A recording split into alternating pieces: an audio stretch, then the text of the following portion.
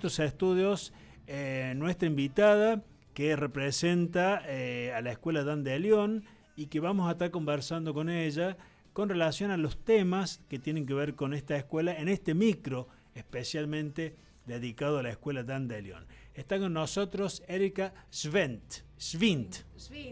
Bueno, estábamos ahí hablando sobre sobre el apellido, sobre los orígenes de los apellidos y sobre las distintas fonéticas que tienen cada uno de los idiomas. Es muy importante aprender idiomas o tener una visión un poco más abarcativa de los idiomas. Yo recuerdo en una época, bienvenida, primero que nada. Ay, muchas gracias, pero es interesante lo que estás contando. Vale. Bueno, yo cuando iba al secundario, en el secundario teníamos latín. Y muchos dicen, ¿para qué estudian latín? Que es algo que no sé, una lengua muerta. Así una lengua muerta. Uh-huh. Y realmente el latín nos permite a nosotros, trabaja sobre nuestro intelecto y nos permite hacer una decodificación distinta y mucho más abarcativa de los distintos conocimientos, ¿no? Entonces, y eso nos ayuda, pero no solamente para estudiar, sino para todos los aspectos de la vida. El razonamiento. Totalmente de acuerdo. Para la pedagogía nosotros latín y griego es la base etimológica de muchas de nuestras palabras, de nuestro idioma. También nosotros los cordobeses tenemos la suerte de rescatar también la lengua madre comechingona, sanoirona, que también lo sabemos, pero la etimología de las palabras es muy interesante y saber latín, que el latín sigue vivo, lo hablamos en todas las disciplinas con los chicos, analizamos prefijos, sufijos y vemos que muchas de las palabras tienen su origen en el griego y en el latín. Tal cual. Y realmente te da una apertura hacia todas las disciplinas muy grande y un razonamiento. Vos decís, hidro, a ver, cuando hablamos de hidrografía, ¿de qué vamos a hablar? Y ya ahí como empieza en determinada edad a poder anticipar. A ver, claro, hidro significa. Tal cual. Significa? Además nosotros tenemos la ventaja de que nuestra lengua proviene del latín y eso nos permite que otros idiomas, como por ejemplo el inglés, que es un idioma universalizado, nos resulte fácil de aprenderlo. No así a ellos. Yo viví un año en un país angloparlante y les cuesta mucho lo que son las conjugaciones verbales. Totalmente. Que a nosotros lo tenemos como incorporado, ¿no? Claro, y además la riqueza del idioma castellano es inconmensurable. Realmente para una sola palabra inglesa que tienen este genio del lenguaje más hasta esquemático, más del pensar. Así también Steiner tomó el tema del lenguaje, ¿no? Y habla de esto. Steiner, como fundador de las escuelas Waldorf, sí. Es muy interesante y muy vasto, porque cada puertita que nosotros abrimos, hay ahí algo, alguna reflexión para que nosotros también podamos hacer y aprender. Y habla de que cuando aprendemos idiomas, nosotros aprendemos el idioma, el genio de una cultura. Tiene que ver con la geografía, tiene que ver con la forma de ser, tiene que ver con la estructuración de vocales y consonantes. También me imagino, ¿no?, que tiene que ver también con el clima del lugar donde se originó el idioma. Así es. Uno en el mismo país podés ver que la gente del norte tiene esta cadencia cansina y tiene un cantito y son tranquilos. La gente del sur, quizás inmigrantes de los pueblos alemanes, y hay una geografía más fría, buscaron el frío también. Es muy interesante meterse por esos lados, y nosotros cuando enseñamos idioma, una de las cosas que decimos que los niños al principio tienen que aprender como aprendieron la lengua materna, no escribiendo, sino hablando, señalando, mostrando, como hace uno cuando va y visita, ¿no? Porque la necesidad de comunicarse es muy grande y uno ahí aprende más de lo que cree que aprende con el idioma, ¿no? Tal cual. Bueno, esto que estamos hablando no es ajeno a lo que es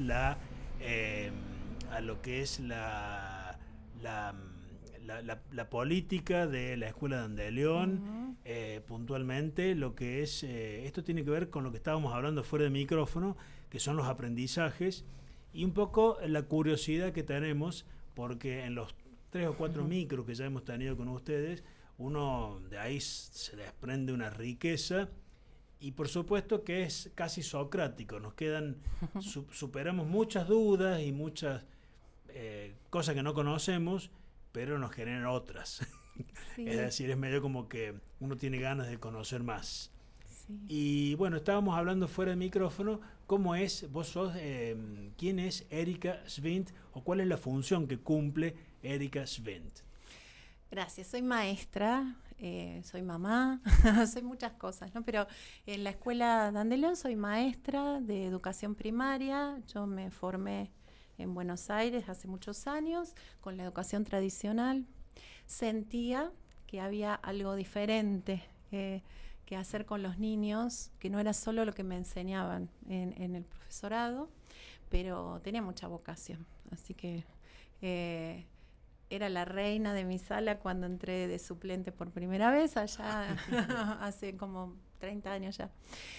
Y después, bueno, encontrarme con esta pedagogía siempre es un camino de búsqueda, ¿no? Uno siempre va buscando. Y realmente le puse como nombre a muchas cosas que uno traía, que yo traía en particular. Así la historia de cada maestro, ¿no? Vos me preguntaste la mía en particular, o por qué función cumplo. Como maestra se me abrió un mundo, ¿no? Nosotros nos tenemos que preparar, además, para sobre todo un profundo conocimiento del niño y de su evolución, del ser humano, básicamente.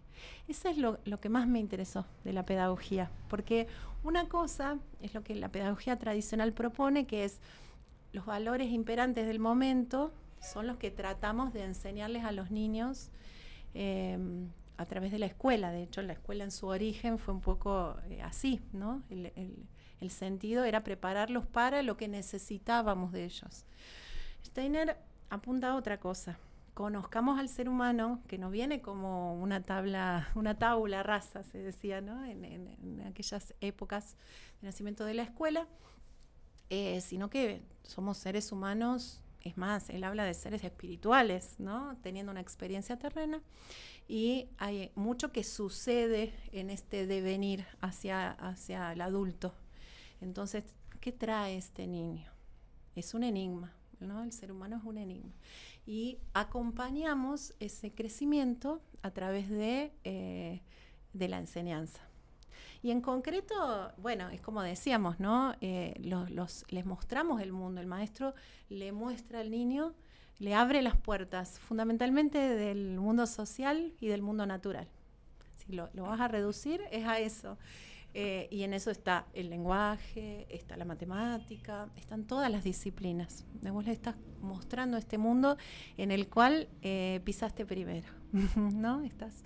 Y enamorarlos del mundo es mucho más de lo que dicen los libros. Sí, por supuesto que si uno accede a un buen libro, viaja con la imaginación, ¿no?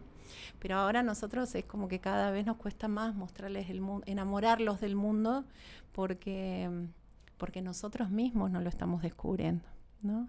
El maestro tiene que, igual que los padres y los adultos, ser lo que queremos que el niño sea, ¿no? Es como un gran lema para los maestros.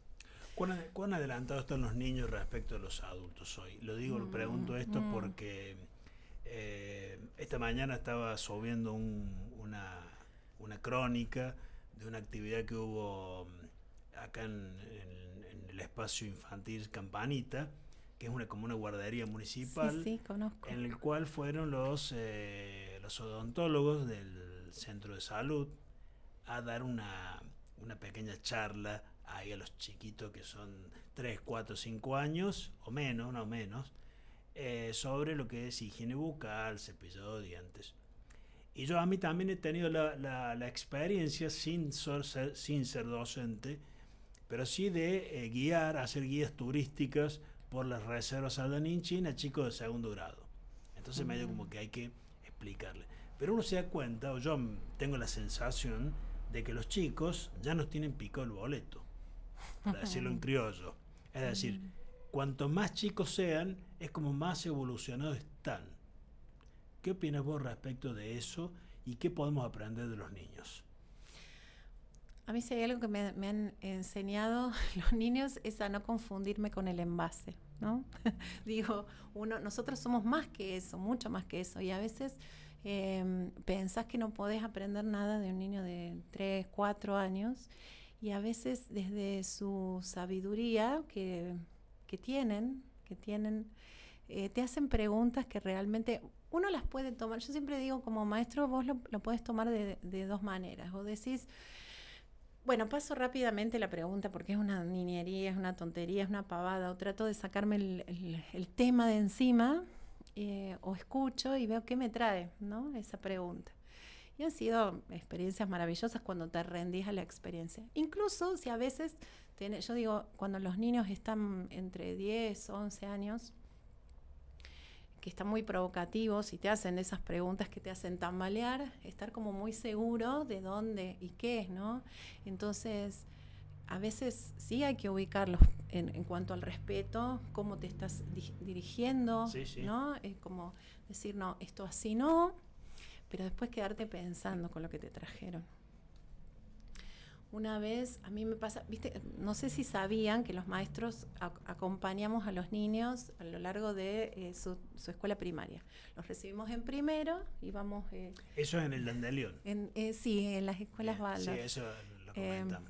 Y en algunos casos, la ley de educación que está vigente intenta esto, sobre todo cuando los niños son muy pequeños. Ya hay hace algunos años establecido, no es unidad, es unidad pedagógica, una recomendación de que el maestro de primero también los acompañe en segundo y hasta en tercero. Y bueno, estamos contentos que eso se pueda ver, ¿no? Porque el niño necesita un acompañamiento, una mirada, un vínculo previo para el aprendizaje. O sea, es el viaje, ¿no? Lo hacen juntos. Exactamente, el viaje, y tiene que ver con, volviendo a esto de aprender, ¿no? De ellos, porque uno los va conociendo y ellos también nos van conociendo a nosotros. Se hace un vínculo muy interesante, muy interesante. Contaba una pequeña anécdota. Hice muchas vueltas, lo que nosotros maestros decimos muchas vueltas. Sería mi tercera, aunque este grupo lo agarré en 4º grado. Tomé el grupo en 4º. Y como maestro, quizás lo que te funcionó con un grupo, la estrategia, el hablar, el diálogo, ya con la siguiente generación no te funciona. Por esto que vos decís, traen mucho lo que necesita la humanidad alcanzar, ¿no? Entonces, a veces nosotros que somos tildados con respecto a la tecnología de grandes enemigos, yo siempre me pregunto, un niño de 1 año que agarra el teléfono y lo maneja, ¿necesita que nosotros le enseñemos? ¿O necesita que nosotros le enseñemos a ser un ser pensante e inteligente para que pueda seguir manejando esa herramienta? Porque en realidad no le damos un martillo así libremente a un niño de 2 años. En todo caso, lo acompañamos, lo enseñamos. Bueno, esta es una herramienta también, ¿no? Y nos estamos convirtiendo en esclavos de la herramienta. Sigo abriendo temas. Sí, vos preguntame, sí. Jorge, porque sea, me puedo ir, ¿no? Si quería preguntarte vos recién en este momento en qué usted no le llaman grados. ¿En qué sí, también, grado? Bueno, sí, ¿en qué grado estás en este momento del primario? Acompaño 1er año. Este grupo está 4º, 5º, 6º, egresa conmigo y nosotros tomamos la figura del tutor, pero seguimos acompañando. El maestro sigue acompañando. En este claro, de 7º. Bien. Sí. ¿Y qué? Lo que para nosotros sería 7º, que es 1er año, ¿no? Claro. Y estamos en el edificio de secundaria. Bien. Sí. Ahora se entendió. Sí. El edificio del secundario, para que quien no conozca, está ubicado ahí en la calle enfrente de los Arcos, que es donde estaba el viejo Múnich de Saldán. Y el primario está sobre la calle 9 de Julio. Ahora, ¿qué contenidos hay en primer año? O en este primer nivel del secundario. ¿Qué se les enseña? Los mismos, en realidad, con mayor complejidad, los mismos que en todas las escuelas. Nosotros tenemos lo que se llama, y esto también está presentado ante la oficialidad, digo, eso es importante saberlo porque no es que estamos fuera, ¿no? Hay un sistema que llamamos sistema epocal de enseñanza, que es profundizar en un área o en una disciplina durante 3 semanas. Es decir, no es que los chicos, la diferencia sería metodológica en cuanto a que ellos no reciben todos los días todas las materias, pasan de 1 hora de matemática, o pasamos, todos tuvimos esa experiencia, de matemática a física, de física a educación física, ¿no? Sino que hay como un delicado ritmo que se cuida desde muy pequeños, en donde vos entrás al área de física o de matemática o de historia y todo es historia, todo te envuelve, todo se sumerge. Por supuesto que transversalmente trabajas todo, porque matemática no es que el ser humano son compartimentos estancados y uno deja de hablar o deja de comunicarse, no, la lengua, la oralidad, la capacidad de escritura se desarrolla durante todo el año, como transversalmente, pero los que son contenidos de la época de matemática o de lengua, los contenidos propios de la gramática, etcétera, se dan en esa época, ¿sí? Con esa profundidad. Y eso nos permite llegar como mucho más profundo. Ahora, bueno, concretamente el primer año tienen física, tienen historia, tienen geografía, tienen todas las materias, pero por épocas, ¿no? No sé si quieres preguntar. No, sí, porque yo estoy en este momento, estoy he hecho un viaje retrospectivo a lo que fue mi adolescencia y mi secundario. Hace poco, Jordán. No, hace bastante. Yo soy egresado en el año 1986. Ay, mira, estamos en quinto año. Yo me acuerdo que tenía, bueno, en un mismo día tenía biología, cultura musical, matemática, lengua y literatura, y después terminábamos con física. O sea, era una ensalada el mismo día. Sí. Es decir, pero también hay no sé si esto es un prejuicio que hoy tenemos, es una campaña de comunicación, es una realidad, no sé, esto que voy a afirmar ahora. Antes aprendíamos más y éramos mejores alumnos y la educación estaba mejor. Hay un prejuicio de que la educación ha decaído y mucho. No solamente en general estoy hablando, ¿no? Cuando hablamos, por ejemplo, de la escuela pública o cuando hablamos también de la escuela privada. ¿Cuánto de cierto hay esto? ¿Cuál es tu percepción como docente y como trabajadora de la educación? Yo coincido, lamentablemente coincido en mucho de esto. Nosotros siempre hablamos de cuidar mucho el material, por ejemplo, con el que trabajamos con los niños, por esto de que queremos que ellos sean, o que seamos nosotros adultos imitables. El niño en principio aprende por imitación, ¿no? Sus primeros años. Entonces la forma en que yo hablo, a veces los maestros Waldorf somos medio aparatosos para hablar, pero ellos están formando su habla, por ejemplo, ¿no? Yo veo que en la educación pública, en algún momento, o privada, yo en mi caso fui privada, tenía acceso a los manuales de mis padres. Nosotros somos contemporáneos, así que te habrá pasado lo mismo, y leíamos, por ejemplo, poemas de Gabriela Mistral, de Ibarburu, de García Lorca. Ay, perdón con el micrófono, hice mucho ruido.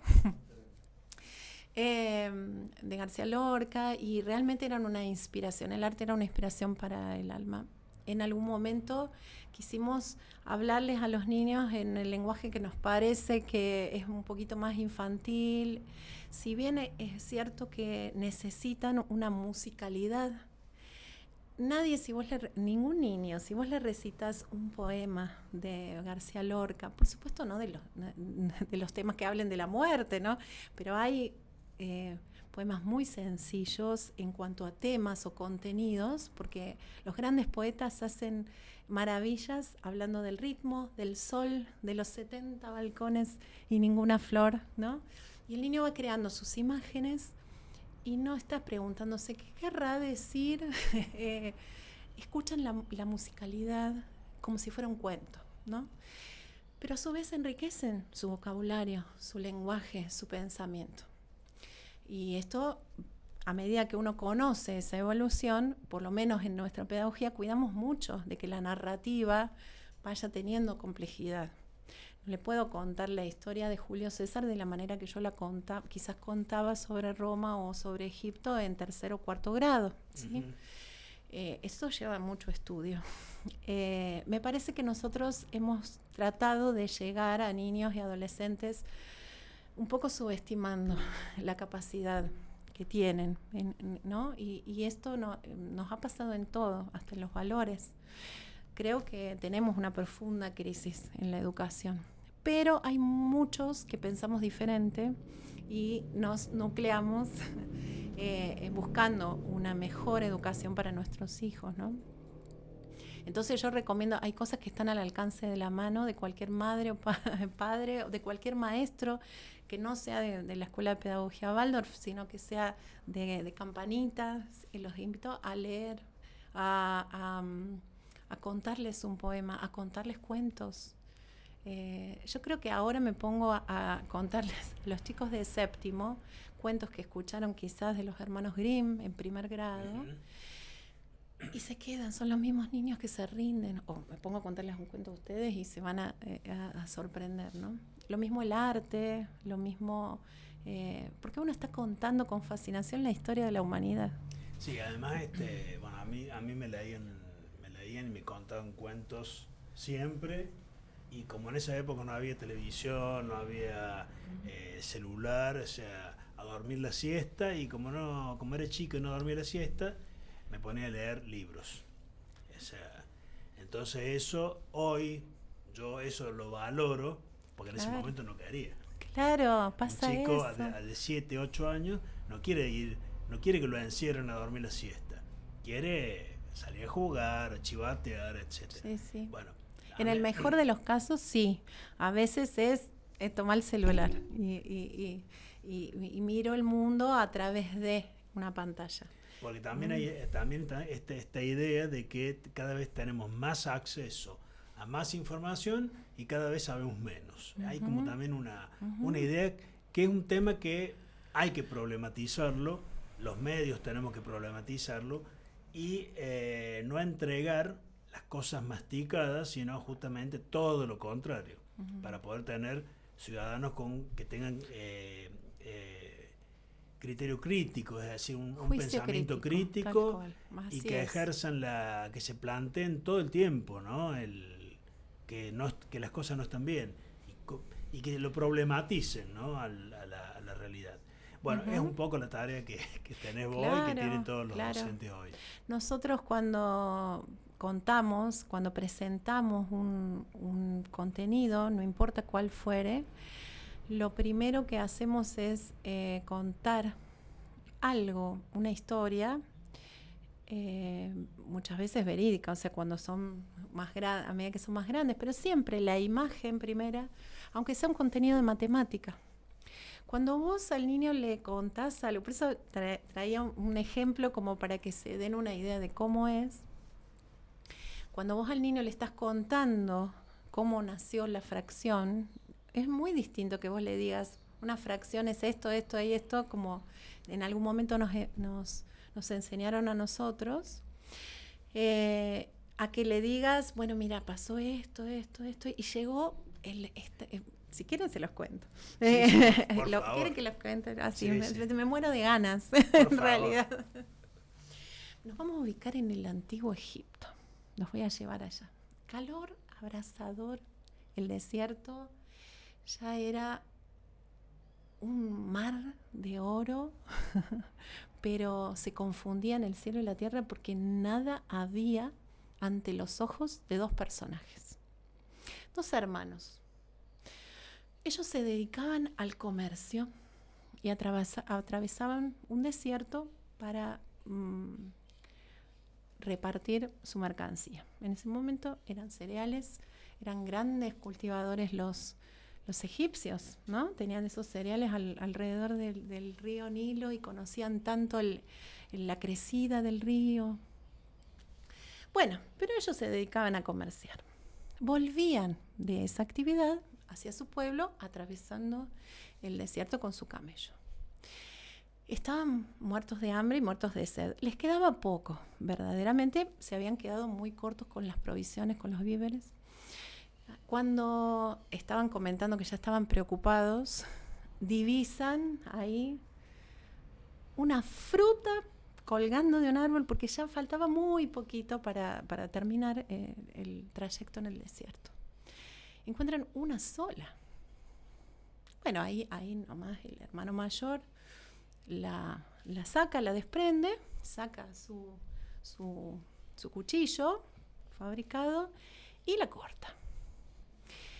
Y el hermano más chico mira y dice, pero esto que me das es más chico. Esto no, yo quiero comer de la que vos tenés. Bueno, y ahí empieza una gran discusión, porque en realidad todavía la humanidad, los egipcios, no sabían lo que era una mitad, ¿no? Entonces tuvieron un gran problema ahí, una discusión entre hermanos, y yo les pregunto, ¿cómo la hubieran resuelto? ¿Cómo lo hubieras resuelto, Jorge? Y o sea, lógicamente, por mitades.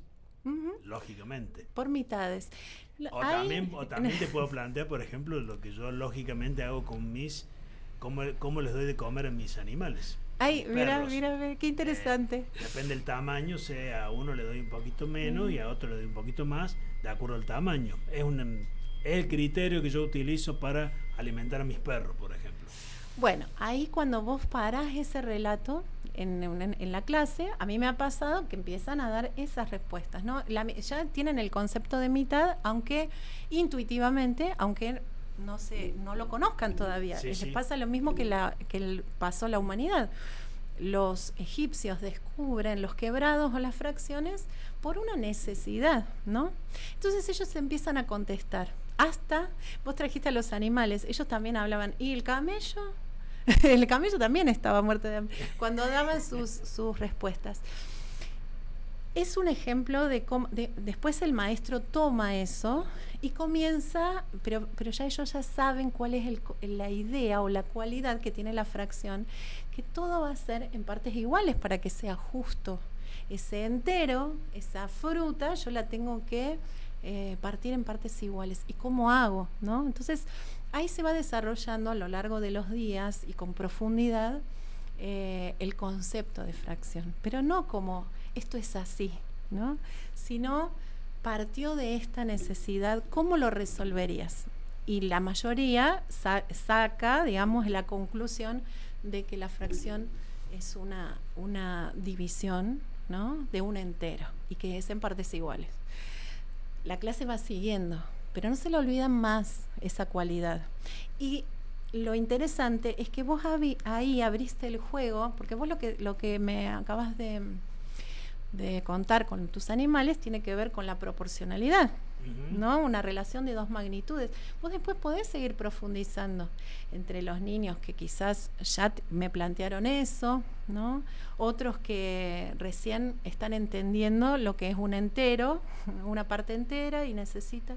Entonces, en segundo lugar pasamos al hacer, vamos a hacer estimaciones, vamos a traer, les pedimos en esa época a las mamás que traigan, o papás, ahora ya es indistinto quiénes, traen las familias tortas, hacemos fracciones prácticas, es decir, a ver, acá necesitamos que nos alcance para 25 pedazos, ¿cómo hacemos para que todos comamos lo mismo? Se corta. Van entendiendo que, por ejemplo, porque lo que nosotros aprendíamos como una operación matemática, a ver, en fracciones, ¿se acuerdan que se invierte para dividir? Y terminamos multiplicando. ¿Y por qué es esto? Ellos lo entienden en la práctica. Maestra, dicen, si nosotros vamos a tener más partes, que cortar más partes para alimentarnos 2 veces, para tener 2 porciones. Ahí lo tenés en la vida, en el contexto diario.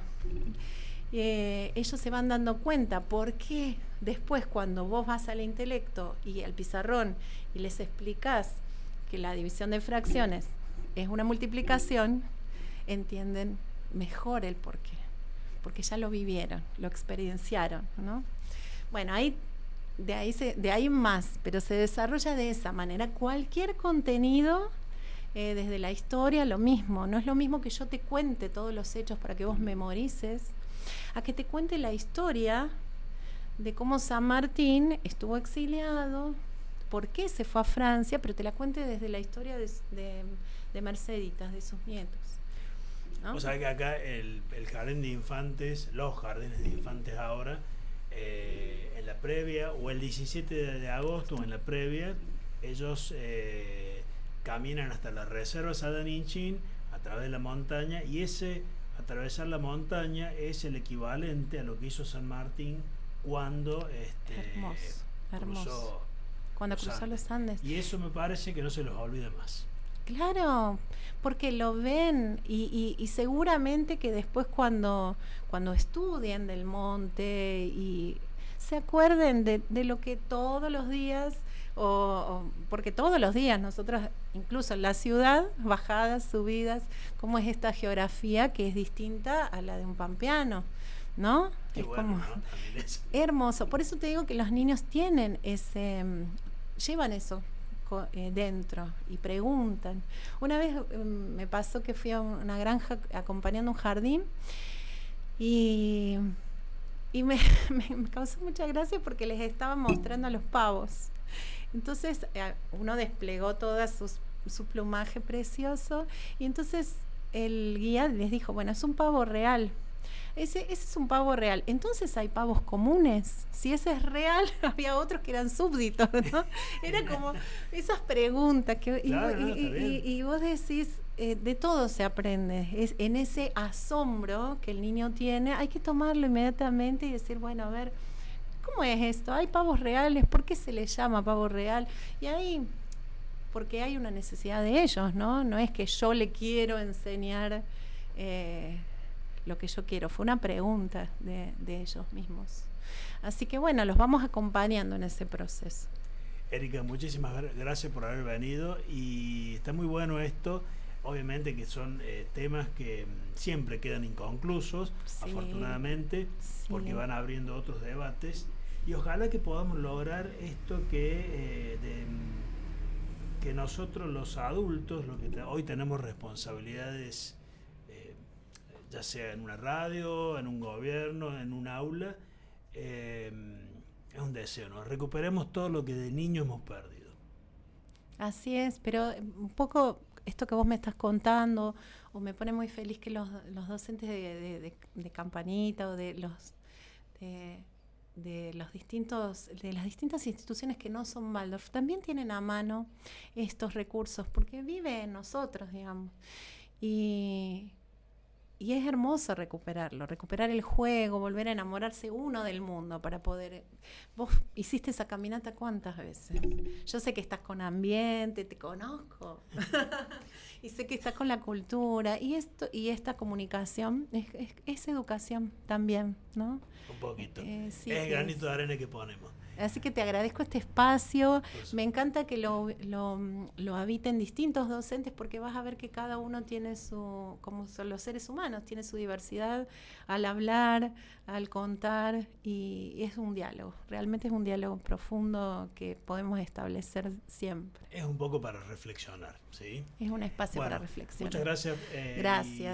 Gracias por la invitación. Nos seguimos compartiendo la semana próxima en este espacio de la Escuela Dandelion, que no es solamente para la Escuela Dandelion, sino Exacto. Es un espacio para toda la comunidad. Nosotros vamos a hacer F5 y vamos a continuar en nuestro programa con la tanda.